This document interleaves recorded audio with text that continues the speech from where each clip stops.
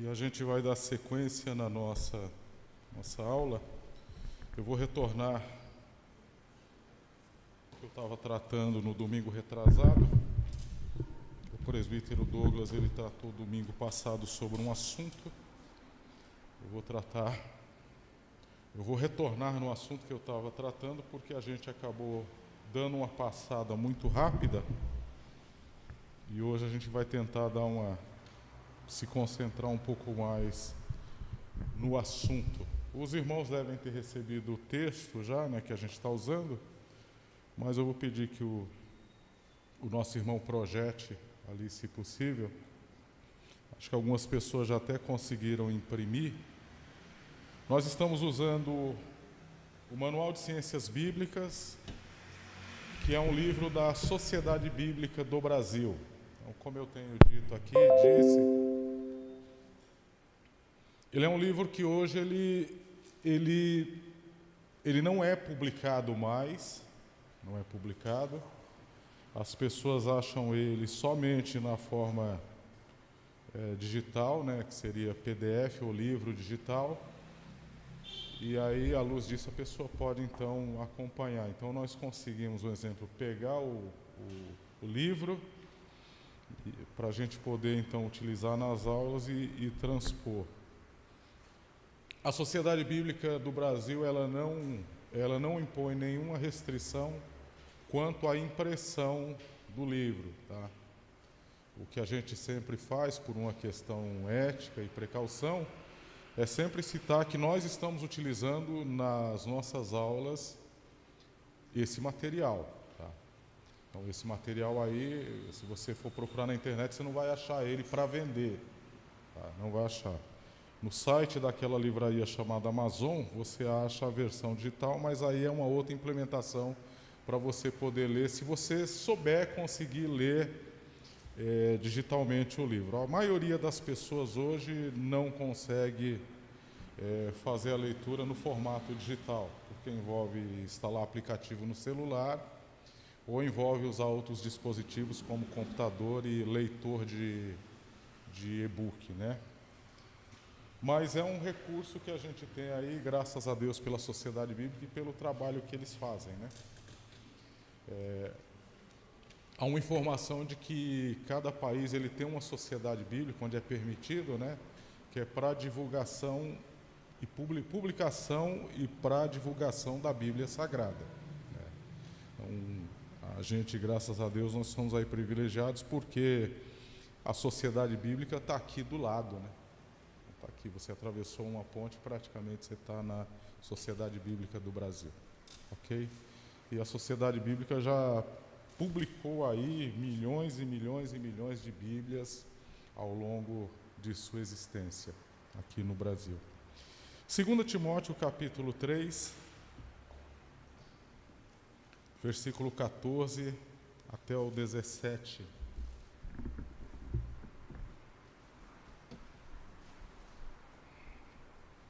Segunda Timóteo, capítulo 3,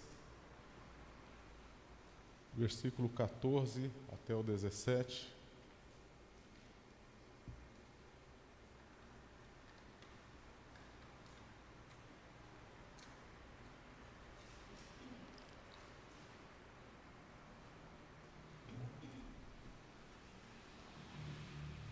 O irmão vai projetar, está projetado ali.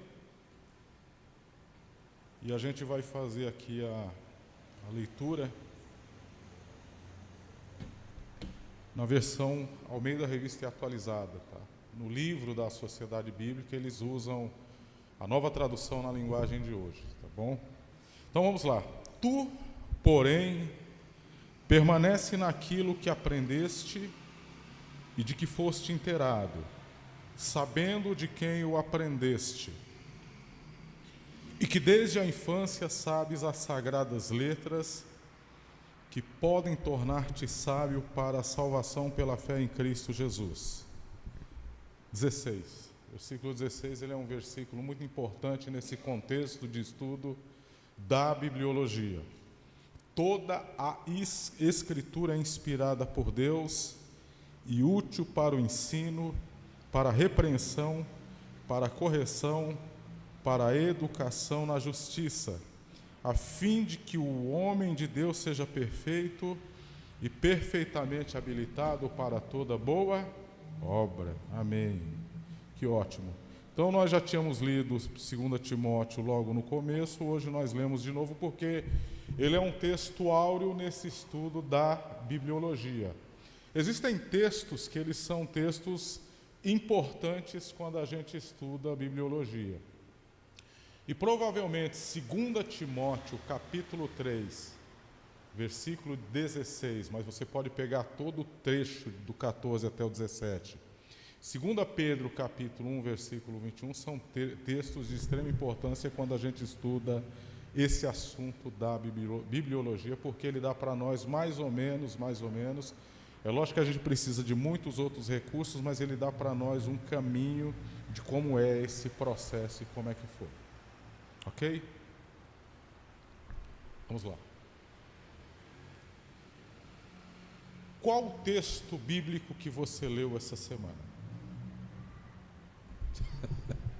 Eu fiz isso com vocês na semana retrasada, né? Então, essa semana você tirou um tempinho do seu dia e aí você leu um texto bíblico.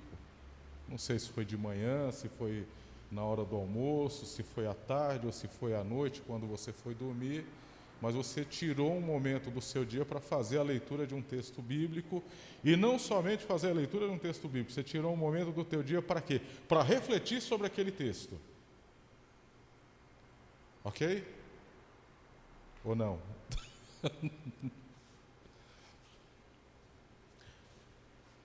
Aqueles que voluntariamente quiserem falar hoje, voluntariamente, eu queria perguntar primeiro, qual foi o texto?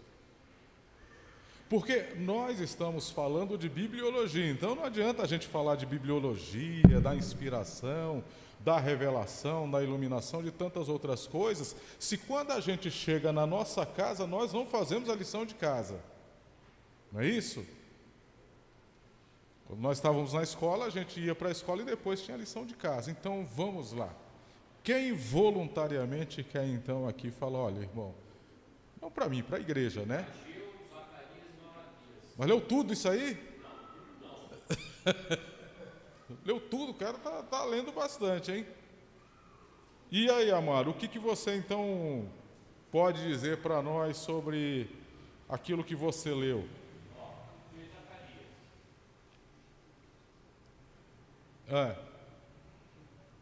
O Amaro vai dizer ali, viu, irmãos? Eu estou achando aqui.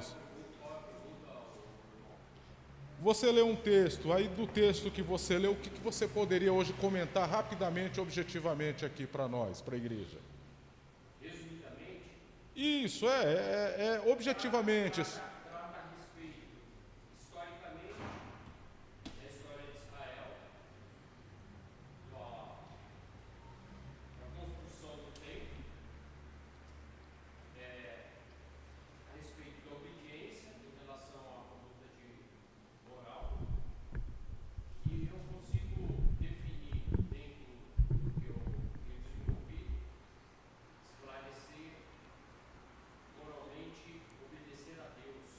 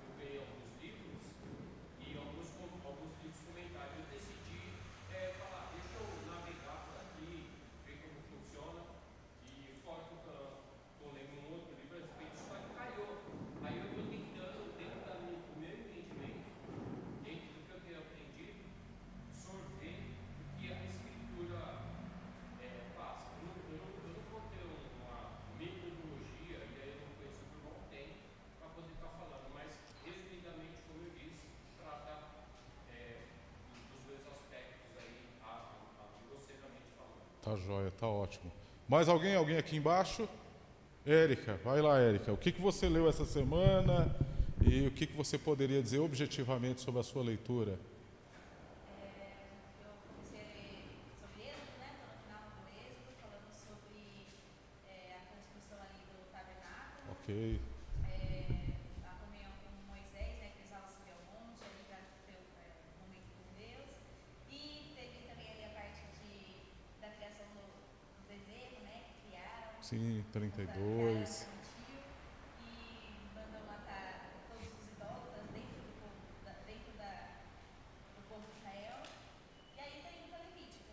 É isso. Joia, ótimo. Quem mais quer falar para a gente então finalizar aqui? Leu, falou, eu queria falar sobre isso. Aqui é voluntário, tá, irmãos? É quem quiser falar, tá bom? Não é obrigado a falar, não, tá bom? Tá bom, tá ótimo. Então, mas é isso aí.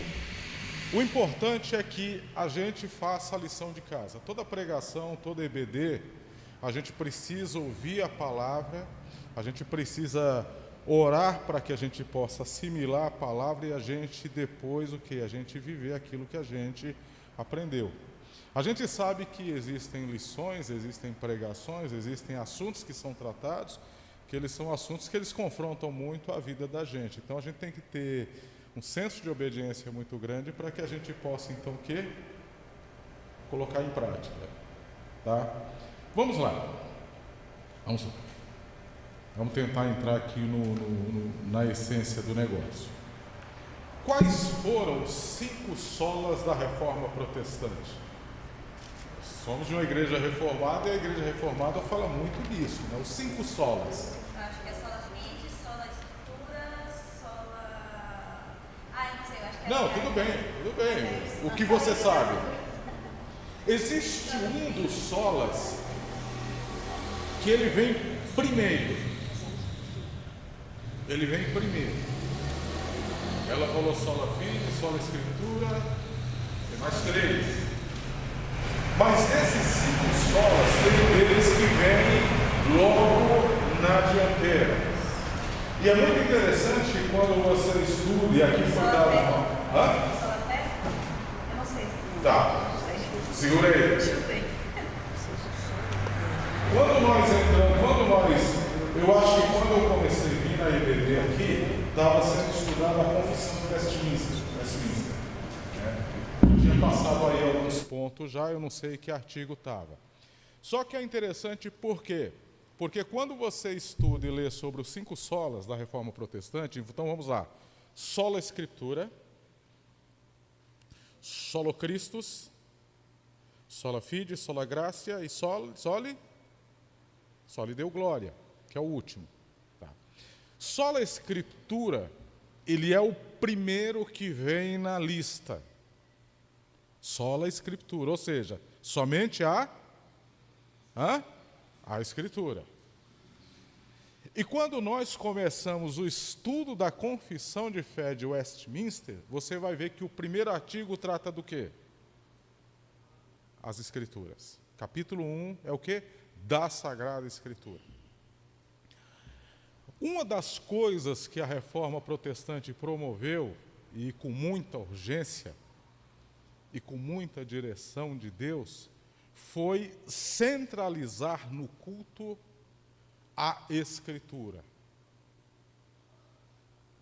Eu não sei se você tem essa curiosidade, eu não vou dizer que isso é em todo lugar, não sei se você tem essa curiosidade, mas quando você olha uma igreja católica,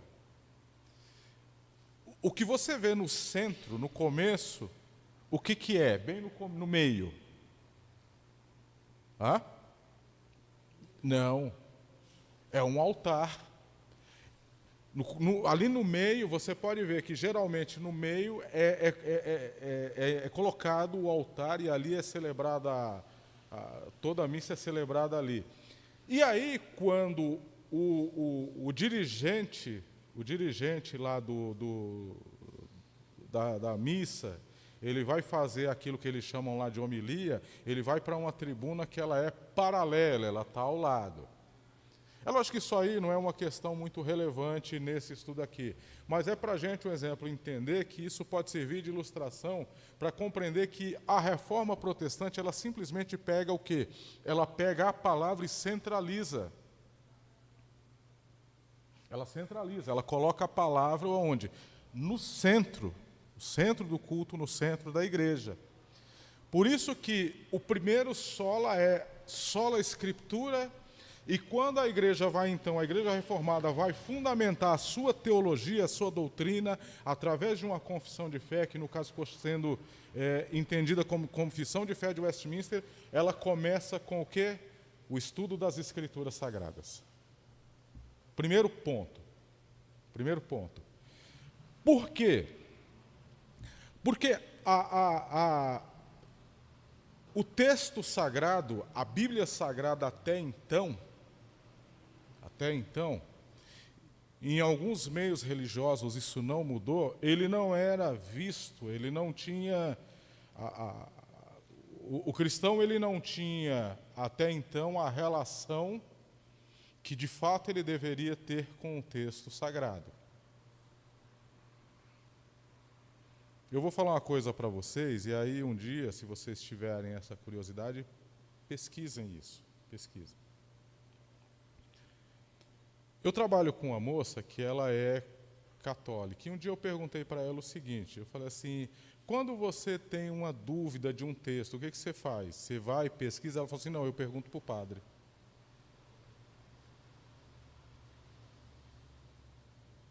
Eu falei, você não lê, você não faz uma pesquisa em nada? Ela falou assim, não, eu vou e pergunto para o padre.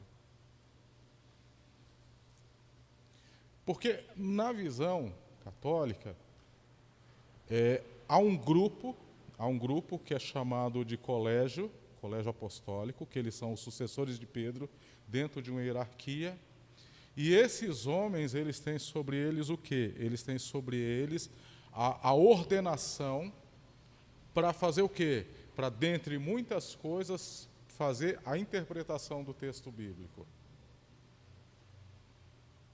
Nós, cristãos, nós entendemos que, a partir da doutrina chamada iluminação, nós podemos, à luz do Espírito Santo, que é o intérprete, e à luz do conhecimento bíblico paralelo, interpretar e entender o texto bíblico. Então, a reforma protestante, ela colocou a palavra de Deus no centro, na frente e no centro. Que era isso que não existia.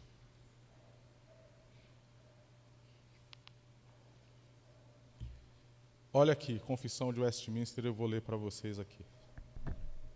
Primeiro ponto, e isso aqui a gente tratou na aula retrasada.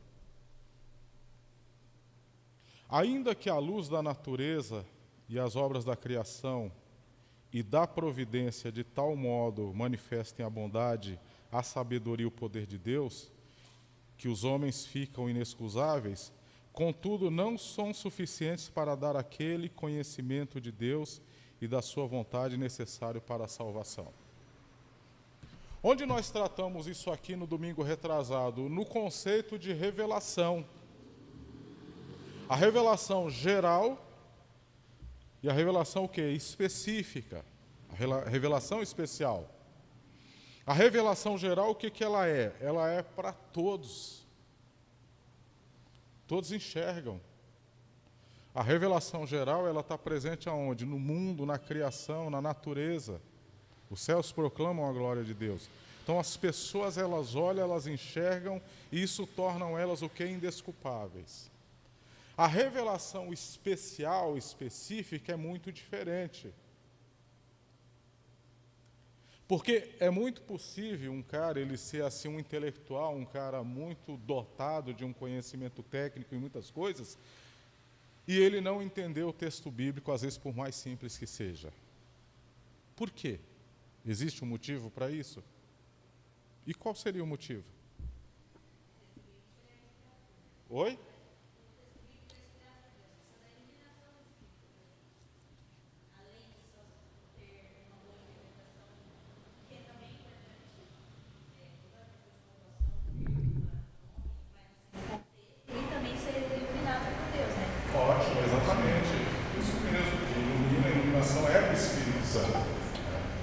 Então, a revelação geral, ela é para todos. As pessoas saindo aqui ao mundo, olhando o céu, olhando as nuvens, olhando a natureza, a organização, elas conseguem depreender que existe por trás de tudo isso um Criador. No entanto, essa informação, essa revelação geral, ela simplesmente enuncia que há um Criador. E conforme o texto de Paulo em Romanos, ela simplesmente torna o homem o quê? Indesculpável. Até aqui tudo bem? Mas a revelação especial, a revelação específica, ela tem uma finalidade, ela é destinada para um fim, para um grupo. Por isso que Paulo diz, quando ele pega ali 1 Coríntios capítulo 12, ele fala do homem carnal. O carnal, ele não tem essa compreensão, um exemplo das Escrituras, por quê? Porque quando ele se aproxima do texto bíblico, quando ele vai para o texto bíblico, quando ele folheia a Bíblia Sagrada, ele não tem junto a ele o que é aquele que dá a direção, a iluminação para ele poder compreender. O salmista diz, abre os meus olhos para o quê? Para que eu veja as maravilhas da tua palavra. E aí, nesse livro que nós estamos lendo, e a gente tratou isso aqui na semana retrasada, os autores, eles fazem assim uma pergunta: que livro é a Bíblia, gente? Que livro é a Bíblia? Como é que a gente responde isso?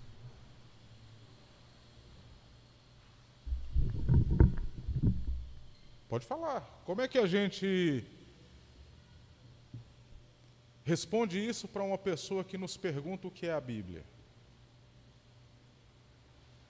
A grosso modo, a gente diria assim, a Bíblia é o que? A Palavra de Deus. Isso.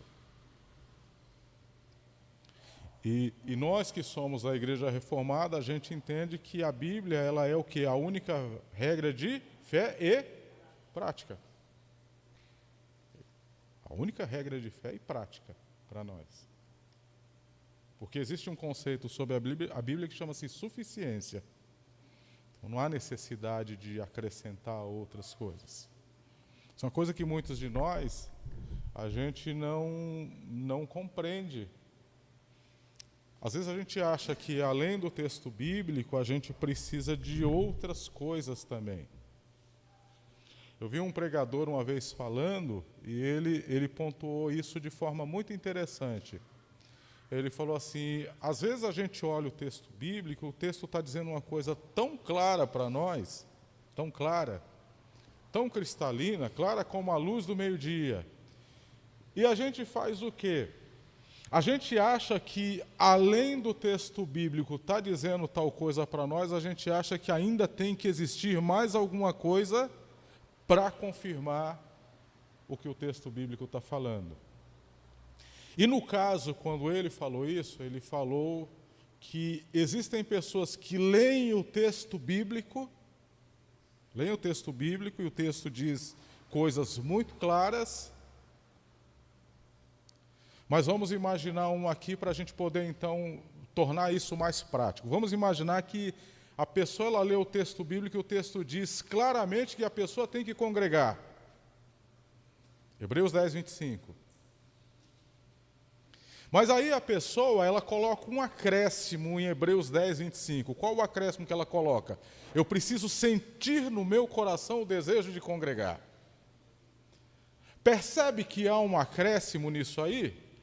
E ele usou justamente isso. Ele falou assim, quando nós temos um texto bíblico que ele está explicitamente claro, quando nós temos um texto bíblico que ele está ali transparente, ele está dizendo para nós o que é para ser feito e não há uma outra interpretação, não há um outro caminho. A gente acha que ainda precisa, a gente está inserindo coisas no texto. A gente está então fazendo o quê?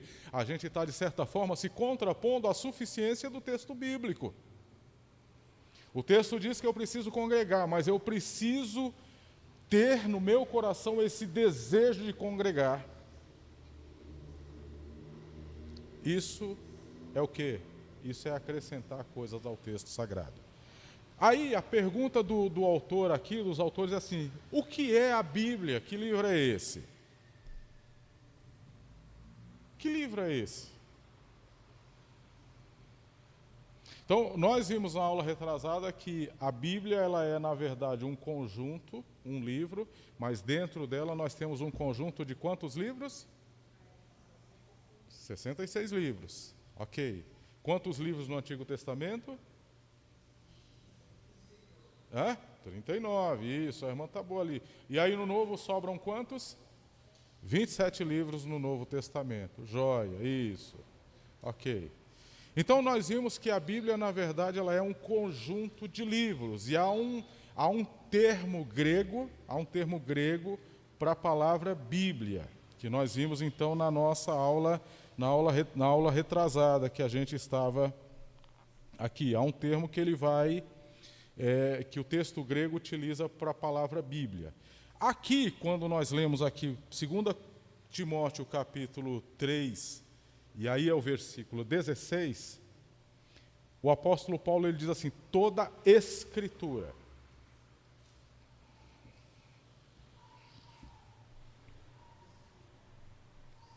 Não está aí toda escritura? Então, o termo grego para escritura, quando aparece escritura no Novo Testamento, o termo grego é grafê, tá? Eu sei que é um negócio muito técnico, mas é só para a gente então se situar. Mas aí Paulo usa um termo muito interessante, que é o quê? Toda escritura, ela é o quê? Inspirada.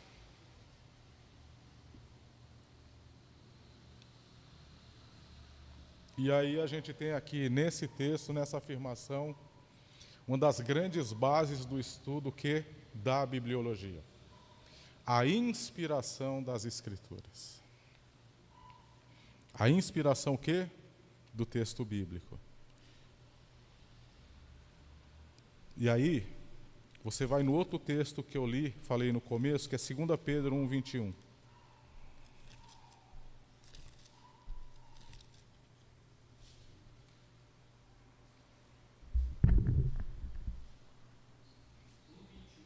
Segunda Pedro 1, 21.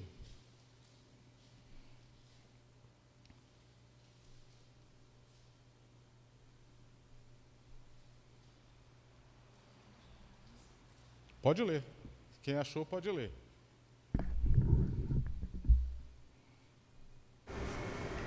21, né? 2 Pedro 1, 21. Porque nunca jamais qualquer profecia foi dada por vontade humana.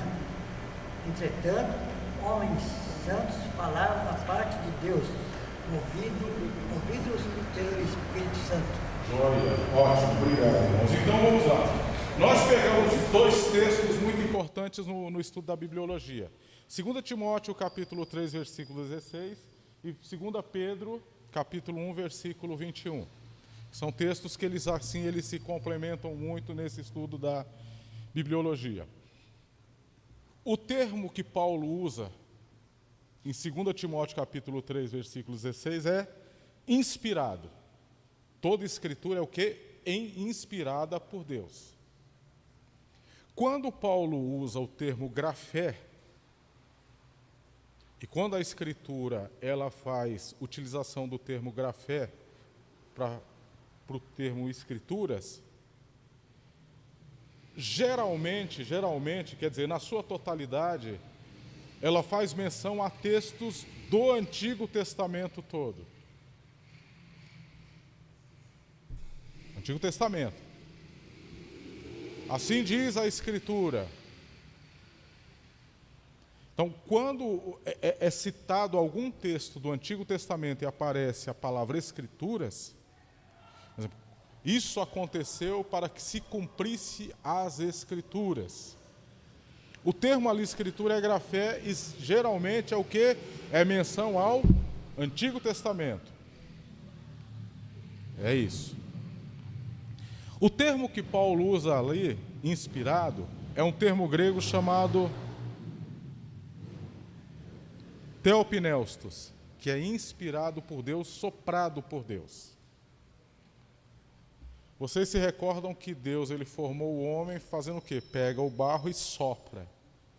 Tem um texto do Evangelho de João que Jesus ele sopra. E nesse caso aqui, a utilização que Paulo faz é para o quê? Para falar da forma como esse texto bíblico ele foi o quê? Ele foi construído, como foi a redação desse texto. Então isso é a doutrina da inspiração. E aí Pedro vai dizer para nós o seguinte: nunca jamais qualquer profecia foi dada por vontade humana. Ok. Então, o que a gente depreende, então, dessa afirmação de Pedro? Nenhuma profecia foi dada por vontade humana. Que a origem do texto bíblico, do texto sagrado, ela não é o homem.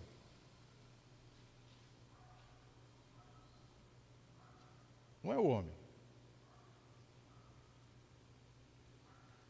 Não é uma instituição.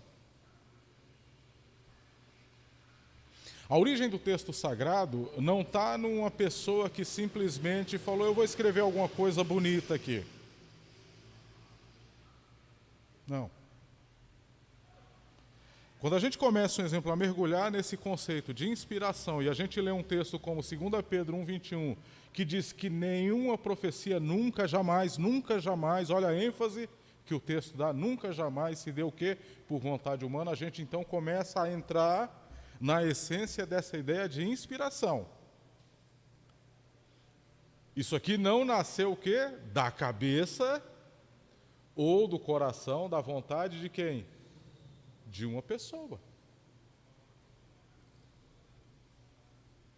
Ok? Tudo bem até aqui?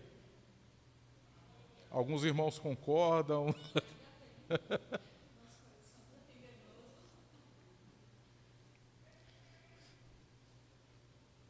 Mas aí vem uma pergunta para nós interessante.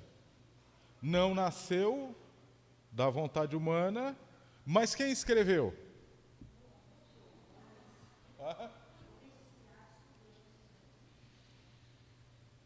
Quem escreveu?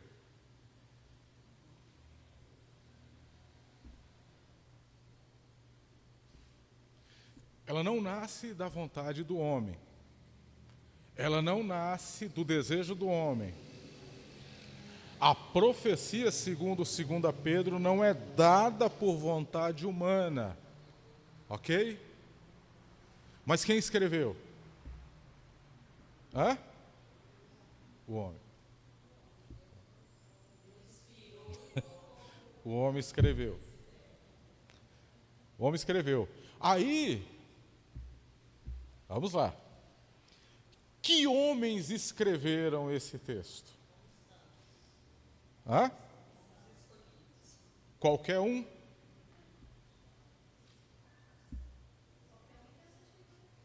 Hã?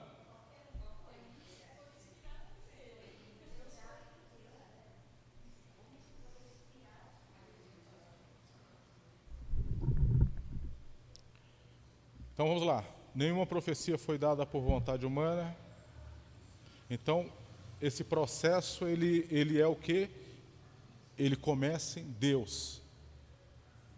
A origem do processo, quem que é? Deus. Pode escrever aí, olha, a origem do processo é Deus.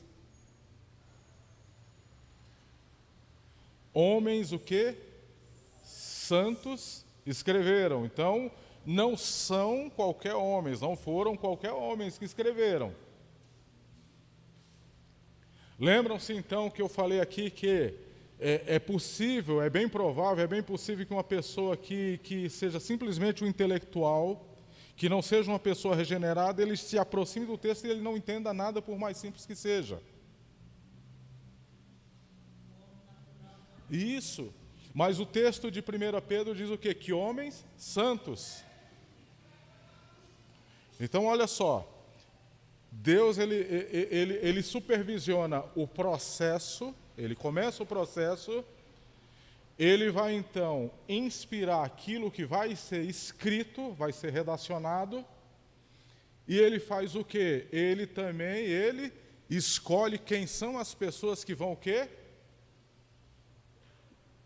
Escrever. Fazer a redação.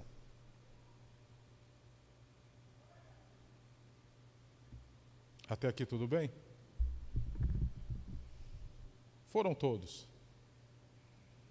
Segundo o estudo da bibliologia, foram mais ou menos 40 autores diferentes. 40 autores diferentes. O Espírito simplesmente fez o quê? Escolheu. Você já leu aquele texto de Atos capítulo 13, que diz que na igreja de Antioquia havia profetas e mestres, e aí o texto aponta 5 pessoas. Ele aponta 5 obreiros lá, né? Quando ele fala que havia profetas e mestres, ele aponta 5 obreiros. Mas ele escolhe quantos de 2 para a missão? Quantos lá para a missão? 2. Paulo e Barnabé. O Espírito quis escolher 2 só. Tudo bem, os outros eram muito úteis lá no trabalho, na missão, no ministério, dentro da igreja, mas o Espírito escolheu 2. Por quê? Porque essa escolha, ela é uma decisão soberana do Espírito. Aí vem uma pergunta muito interessante para fazer para vocês. Por que tem que ser uma coisa supervisionada por Deus? Por que Deus ele tem que ter o controle de todo esse processo? Ah?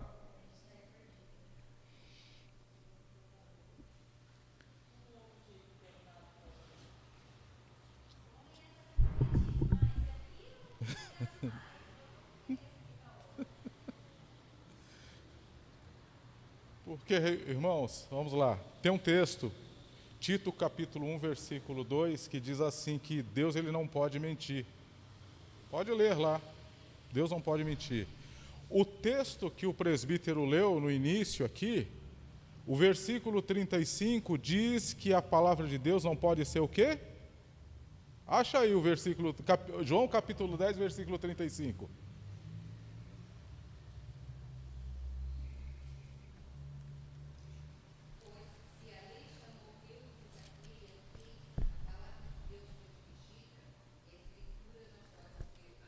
Não pode ser anulada, isso. Eu não sei qual versão que a irmã está utilizando ali, né? A minha diz assim, a escritura não pode falhar, né? Joia. E Tito capítulo 1, versículo 2 diz o quê?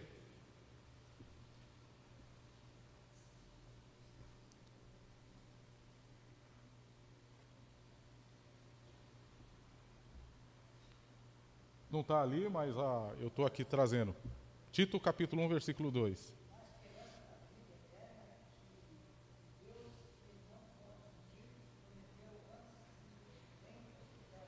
Olha só, hein? Olha só, a escritura não pode falhar e o Deus que não pode mentir. Anotaram aí, irmãos, as coisas aí? Então, o Espírito Santo, ele supervisiona todo o quê? Todo o processo. Todo o processo. Então, a palavra é inspirada por Deus. Então, a fonte, a origem da palavra, quem que é? É Deus. A influência, o controle de todo o processo não é do homem. E o que o homem é, então, em tudo isso aí? Os homens, eles eram instrumentos que foram utilizados por Deus na redação do texto bíblico. Essa é a doutrina da inspiração. Por que essa doutrina é importante para nós? Essa é uma pergunta que eu transfiro aqui para vocês. Por que é importante nós termos certeza absoluta de que a palavra ela foi inspirada por Deus? Por quê?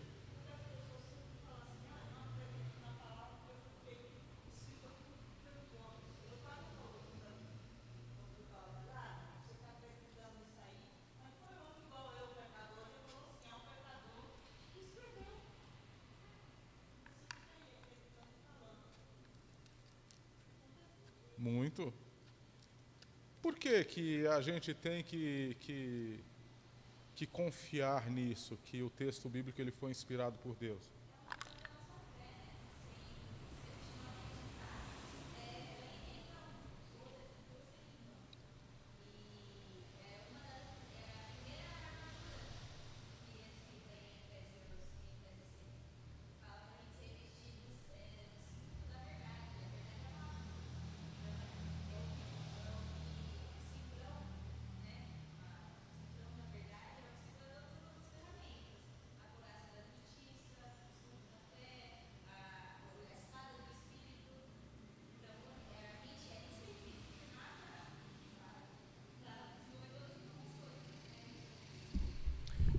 A gente tem que estudar.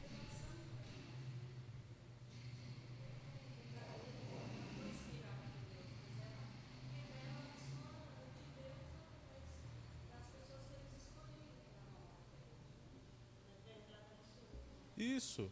Então, é assim, ó. A gente tem que crer, nós cremos na inspiração da palavra, cremos que o texto bíblico é inspirado, e à luz dessa fé nossa de que o texto é inspirado, a gente pode ter certeza absoluta de que, primeiro, vamos lá. O texto que você tem à sua mão, ele é confiável. Ele é confiável. Segundo, que nem a Érica diz, ele é verdadeiro. Ele é verdadeiro, porque se você tivesse dúvida sobre um texto da Bíblia, se existiu ou não, a sua descrença sobre o texto, sobre a Bíblia, seria só sobre o texto ou sobre o conjunto todo? Conjunto.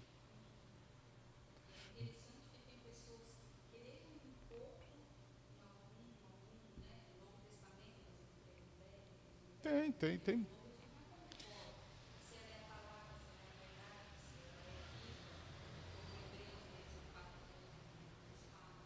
É.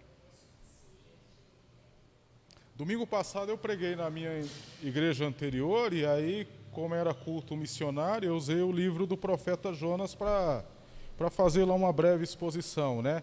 E Jonas, ele é um profeta, ele é um livro, na verdade, que existem polêmicas em cima dele.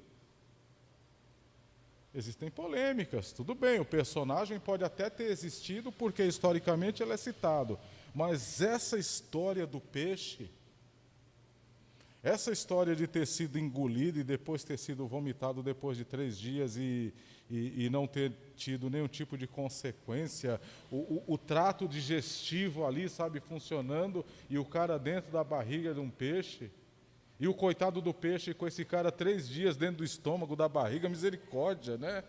Quer dizer, o cara sofre 3 dias dentro da barriga do peixe, mas o peixe sofre 3 dias com o cara dentro da barriga, não é isso?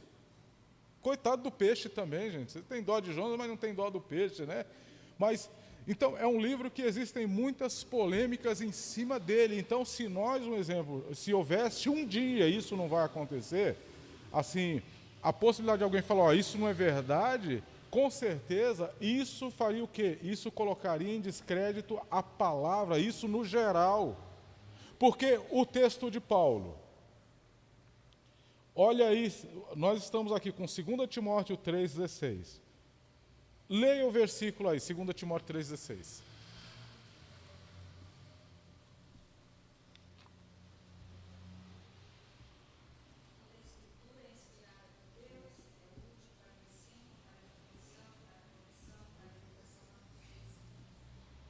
De novo, existe um detalhe aí muito interessante que foge da nossa atenção quando a gente lê. Vamos lá. Opa! Toda a Escritura. Toda. Então, se de repente você...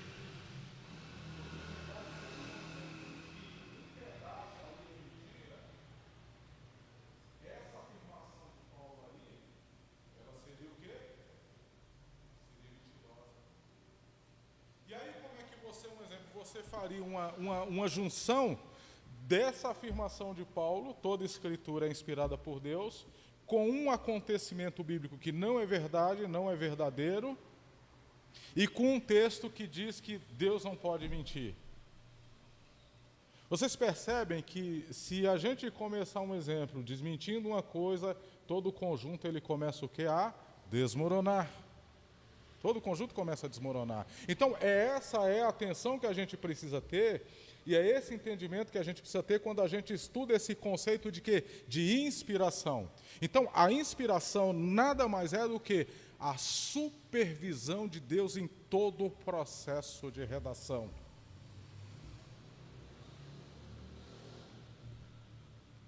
Ok?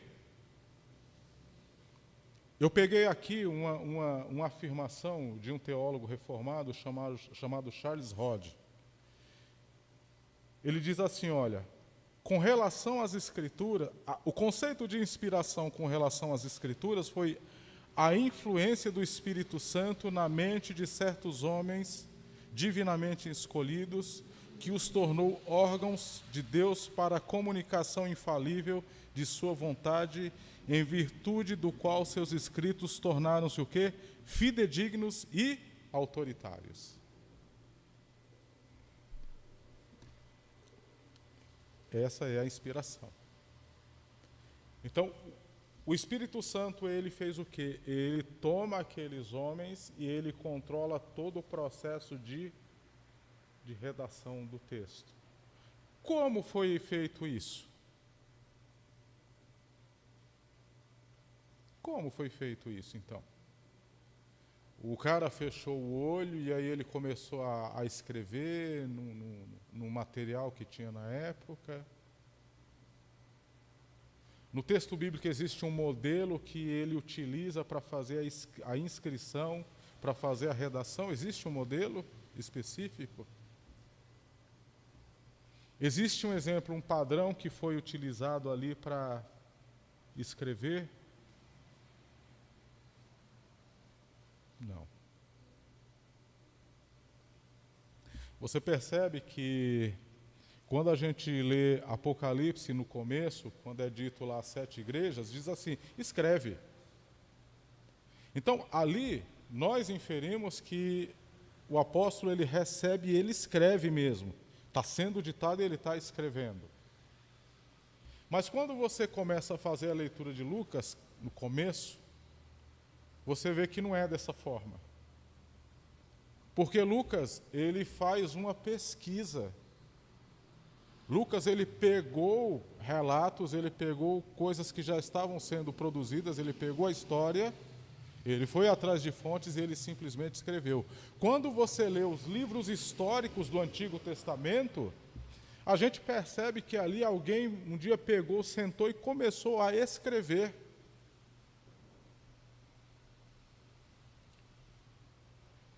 Então não foi um exemplo, um momento em que Deus falou para aqueles homens pararem e simplesmente, olha, agora nós vamos fazer um ditado, como a gente fazia na escola. Lembra do ditado? A professora mandava você catar uma folha de caderno e ela falava, eu vou fazer um ditado agora. E aí ela narrava lá a história e você tinha que o quê? Escrever. Os alunos que eram mais atentos, eles faziam o quê? Eles escreviam tudo igual, saía tudo igual, recebiam o quê? A mesma nota. Às vezes ela pontuava a nota diferente, por quê? Porque um escrevia mais bonito que o outro respeitava a pontuação e essas coisas.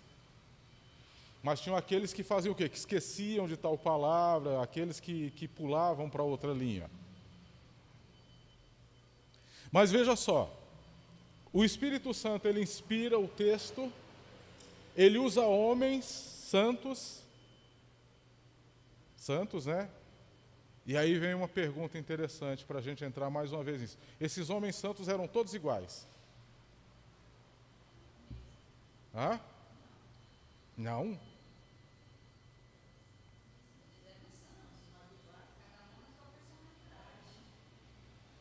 Tá. Paulo era o quê? Não. Não, Paulo era o quê? Ele foi o quê? Ele foi um religioso, ele foi fariseu, não é isso? Então ele era um cara que ele tinha assim uma capacidade intelectual boa, não era? Era, sim. É. Perseguidor. Davi era o quê? Davi foi um menino que cuidava de animais, ele foi rei, ele foi guerreiro. Josué foi o quê? Josué foi um general, né? Josué foi um líder militar. Moisés era igual a Josué? Não. Quando você finaliza o Deuteronômio, lá no final, o texto diz que Moisés era um homem o quê? Manso. Né? Era manso. E será que Josué era igual a Moisés? Provavelmente não. Mas aí, um exemplo, nós temos Paulo, que era um intelectual. Era um cara inteligente. E Amós era o quê? Hã? O que era Amós? Não existe um livro na Bíblia dos 12 profetas chamado Amós? O que era Amós? Ele era o quê? Amós, irmãos, era um criador de bois. Era um criador de boi. Então, vocês conseguem, por exemplo, linkar as coisas aí? Que um Deus santo, todo-poderoso, ele coordena todo o processo, ele pega homens santos, homens que têm o Espírito Santo, que são regenerados, ele supervisiona todo o processo, de forma que esses homens fazem a redação de um texto, e é interessante porque Deus, ele faz a redação de um texto, ele usa esses homens para fazer a redação de um texto, e esses homens, eles escrevem o quê? Dentro de suas personalidades, mantendo suas personalidades. Hã? Pedro, Por isso que Pedro diz que Paulo escreve coisas difíceis de entender, né? Lá no final, 2 Pedro capítulo 3, né, ele diz, nosso irmão Paulo que escreveu coisas difíceis de entender. Então, olha só, o Espírito Santo, ele separa, ele pega homens, ele concede a profecia, a palavra, isso não é dada por vontade do homem, não é o que o homem quer escrever. E aí esse homem, da forma dele, no contexto dele, do jeito dele, sendo dirigido, sendo inspirado pelo Espírito Santo, ele vai o que? Fazer a redação do texto bíblico, que é o texto que nós temos à nossa mão aqui. E aí o Espírito Santo coordena todo o processo de forma que no final de tudo, nós temos um texto que é o quê? Confiável, e é a nossa única regra de fé e prática. Até aqui tudo bem? Tudo bem? Será que esse conceito de inspiração, ele é um conceito facilmente aceito no mundo que nós vivemos? Não. Não. E eu fiz aqui para vocês a citação do livro de Jonas. Gente, vocês estão falando que esse livro aí, ele é um livro inspirado por Deus, ele é um livro inerrante, ele é um livro que ele é autoridade sobre a igreja, ele é um livro que ele dirige a vida de vocês, e vocês acreditam numa história como essa? Não. Então, a inspiração do texto bíblico, irmãos, ela não é unanimidade no mundo que nós vivemos. Ela não é. Como é que o professor ateu de uma faculdade enxerga o texto bíblico?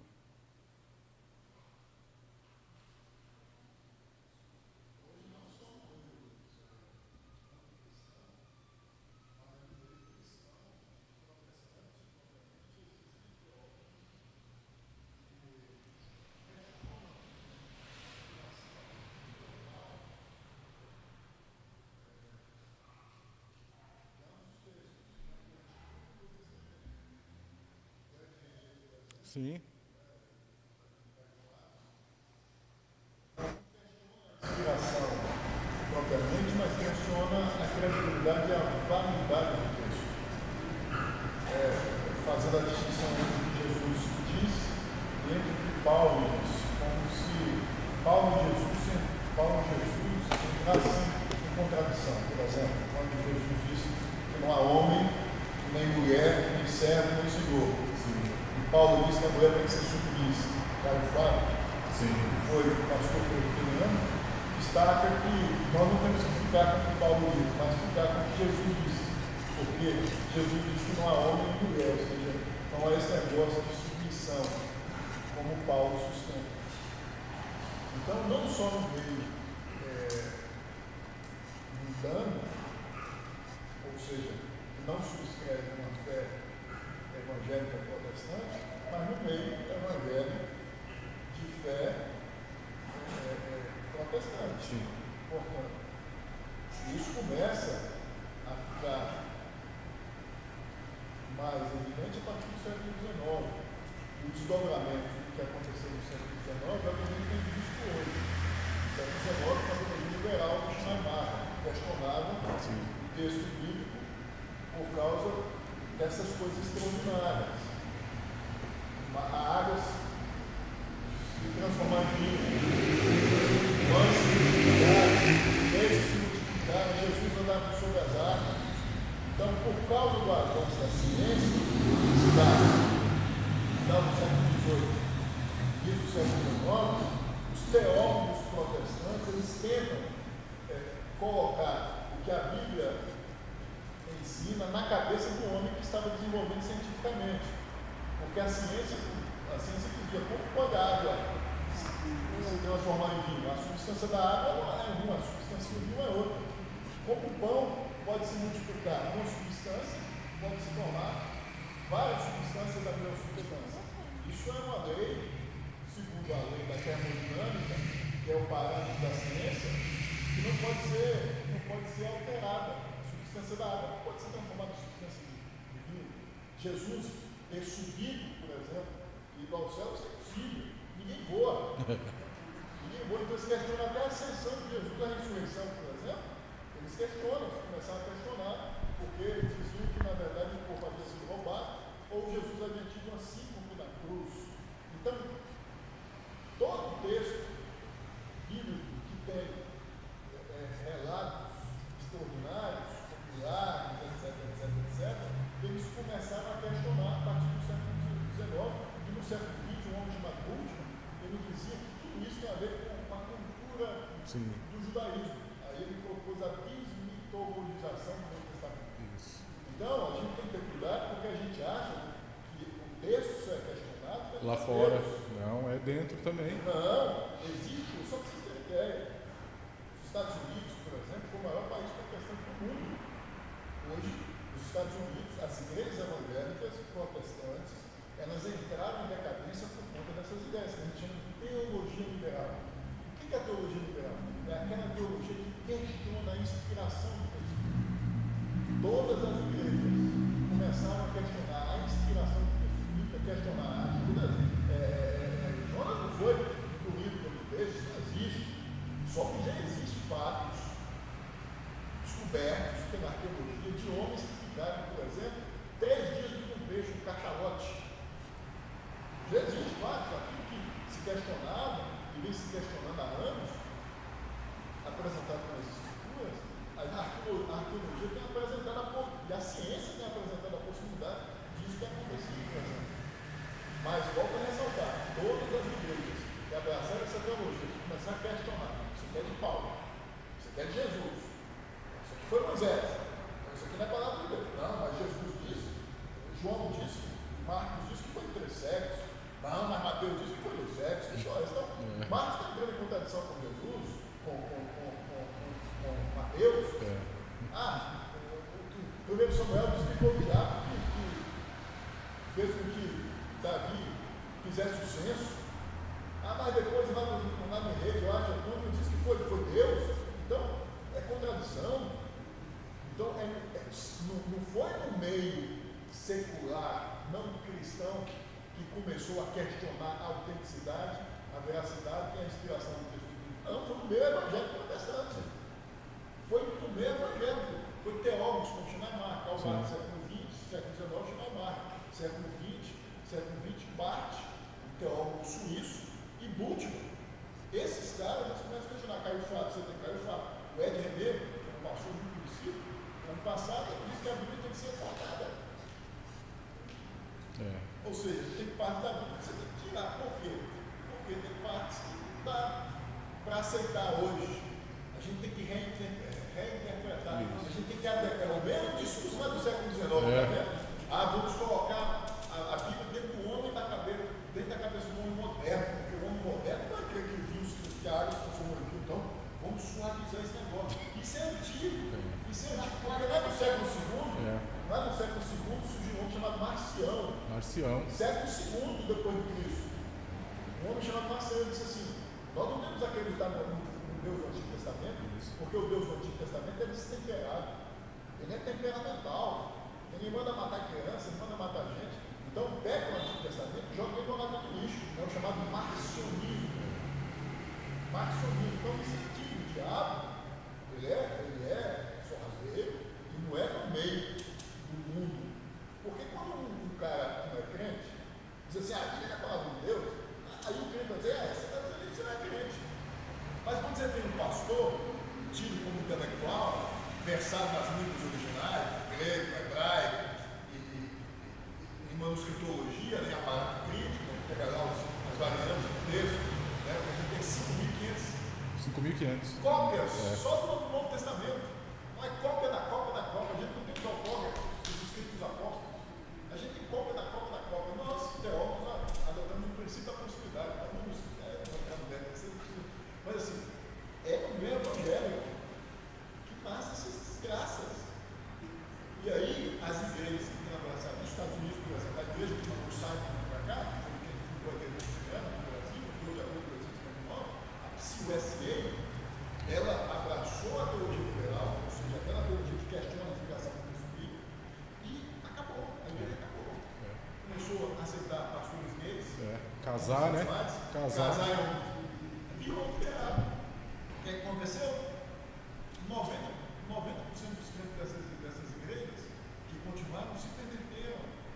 Aí surgiu a PSI-USA, a gente estava até pensando na igreja Alphaville essa semana sobre isso. A PSI-USA, tem várias denominações lá, foram se dividindo por conta da teologia liberal. Os remanescentes velhos não ficavam. A Escócia, por exemplo, que é o peso do presbiterianismo, muitas igrejas fecharam por conta dessa teologia. Tudo começa quando a Bíblia começa a ser questionada. Na terra, de Spurgeon, de Wesley, igrejas fechadas. Por quê? Começou-se a questionar o texto bíblico. Isso está começando no Brasil. Você tem um cara como Caio Fábio, que foi um grande pastor presbiteriano. O cara diz que o Novo Testamento é ultrapassado, os escritos de Paulo são ultrapassados. E aí? São ultrapassados. Aí você tem o Ed René, que dá entrevista para a Globo, dizendo que nós temos que reinterpretar o texto bíblico. Nós temos que ter um olhar diferente para a turma homossexual, para essa turma, porque nós temos que adaptar o texto bíblico. Não, isso é questão de fé. A Bíblia diz isso, ponto, acabou. Não vou questionar. Né? A gente tem que acreditar nisso. Mas a gente tem que ter esperto, porque é no meio evangélico que surge. Que surgiu isso, que tem surgido. Surge. Toda igreja que abraça isso, Acaba. Mas é verdade, o que o pastor falou aí com bastante propriedade, é isso aí mesmo. E isso nunca foi uma novidade dentro do meio cristão. Por quê? Porque a igreja começou, vamos imaginar depois do Pentecostes, depois para frente você começa a ter uma série de movimentos que começa o quê? Começa a surgir dentro da própria igreja. Tem crenças diferentes, você tem dogmas diferentes, heresias diferentes dentro da própria igreja. Ricardo Godinho, que é um pastor também em São Paulo. Eu ouvia muito ele. Mas depois eu comecei Ricardo Godinho. com as ideias. Ricardo Godinho é um pastor muito conhecido, muito famoso no país todo. Hoje ele é, assim, um pastor que nega Não dá para ouvir. tudo. É o chamado de doutor teologia, vou explicar, mas só para citar. relacional, né? O teísmo aberto foi desenvolvido lá em 2010, porque é uma coisa chamada carta. Não. Eu trabalho tudo isso no meu livro, a teologia do mal. Tudo isso eu trabalho lá, teologia da esperança, teologia liberal, teologia ortodoxa. Então, assim, a gente acha que não, esses caras, lembra lá do Apocalipse, quando João via as duas bestas? Ele vê as duas bestas. Ele vê uma que tinha aparência de quê? De cordeiro. Mas quando ela abre a boca, falava assim, Isso mesmo. o diabo vem com o diabo, o diabo vem com o anjo de luz, o discurso é parecido. Parece que é o mesmo evangelho, mas não é. Em aparência de cordeiro, mas discurso de dragão. Irmão, Daniel, queria que o irmão projetasse aquele arquivo que eu mandei para o irmão com alguns livros. Tá. A Erika acho que queria falar. Eu só queria acrescentar que é por isso que a palavra de Deus foi escrita por ele, inspirada por ele. Sim. A gente é criatura dele, então a gente tem um racional limitado. A gente quer colocar, por isso que a gente interpreta a Bíblia, se a gente não for estudado por Deus, a gente vai interpretar da maneira que a gente quer e começa a criar doutrinas em cima dos nossos gostos. Sim. Então, como assim um homem pode permanecer tanto tempo dentro de uma barriga? Poxa, a gente está falando do Criador. O que é impossível para Pode Deus? fazer o que ele Então, a quer. gente tem a ideia de Estudar ele. criar o Deus como se fosse nós. A palavra de Deus fala em Salmos 50, se não me engano, tu achas que eu sou como tu? Tu é criatura. Eu sou Deus. Sim. Então, a gente tem que tirar a categoria humana, a categoria de Deus é totalmente distinta. Então, a substância que foi criada, como assim a água se vira ser vinho, você está ainda falando do Criador. Então, a gente quer colocar a grandeza de Deus dentro de uma caixa que cabe na nossa cabeça, sendo que a gente é só instrumento. Tá joia. Então, por isso que é tudo questionado, né? Pela fé. Tá joia. Irmãos, o irmão vai projetar aqui alguns livros que, assim, eles podem ajudar um pouco a gente nesses estudos aqui. Tem muito mais obra, talvez até melhor, tá? Esse rapaz aí, Paulo On, ele é presbiteriano, tá? Ele é um menino que ele tem feito aí muitos estudos, né, nessa área de bibliologia, de manuscrito, de tradução. Esse livro aí, ele é um livro assim, ele é novo, eu acho que ele deve ter aí uns 4 anos mais ou menos de lançamento. É um livro do Norman Geisler. E esse livro aqui, ele é o primeiro, o Norman Geisler lançou esse livro há muitos anos atrás, um livro que as pessoas leem muito, e aí ele relançou. E aquele livro anterior, volta só um minutinho, Daniel, volta, isso. Esse aí é uma versão mais completa e melhorada, no caso do próximo aí, tá? E aí o último livro foi um livro que o Amaro mandou esses dias aí no grupo da igreja, ali ó, a Bíblia, sua história, o surgimento e impacto da Bíblia. Então são livros que são importantes se você, por exemplo, puder ler, puder adquirir para você fazer a leitura. Aquele livro, o segundo lá, ele é um livro um pouco mais caro, viu? Mais caro. Então, é para quem tem condições e tem tempo mesmo, tem condições de se aprofundar. É um estudo. Hoje é extremamente importante nós estudarmos em função do avanço das redes sociais. Hoje, nossos filhos, nossos adolescentes, nossos jovens, facilmente têm acesso ao YouTube, facilmente têm acesso ao Instagram, facilmente têm acesso à internet. E esses indivíduos estão fazendo uso das redes sociais e essa turma, os nossos jovens, têm acesso com facilidade. Tem um rapaz chamado professor Paulo Sabino. Esse indivíduo se auto-intitula professor de igreja hebraica. É o Fábio Sabino, né? Ele questiona até questiona a divindade de Jesus, questiona a existência de Moisés, a existência de Abraão, né? Usando o princípio do paganismo histórico, os sumérios acreditavam assim, porque você tem. E aí você que não tem conhecimento, não vai na escola dominical, não participa da escola dominical, não lê muito, houve um indivíduo desse correndo de ser confundido ou confundido. Isso é perigoso, porque Satanás Isso mesmo. Ele vem como um meio. Quem tem conhecimento consegue diferenciar o discurso do Cordeiro do da errado. Sim, exatamente. Ok? Vamos orar?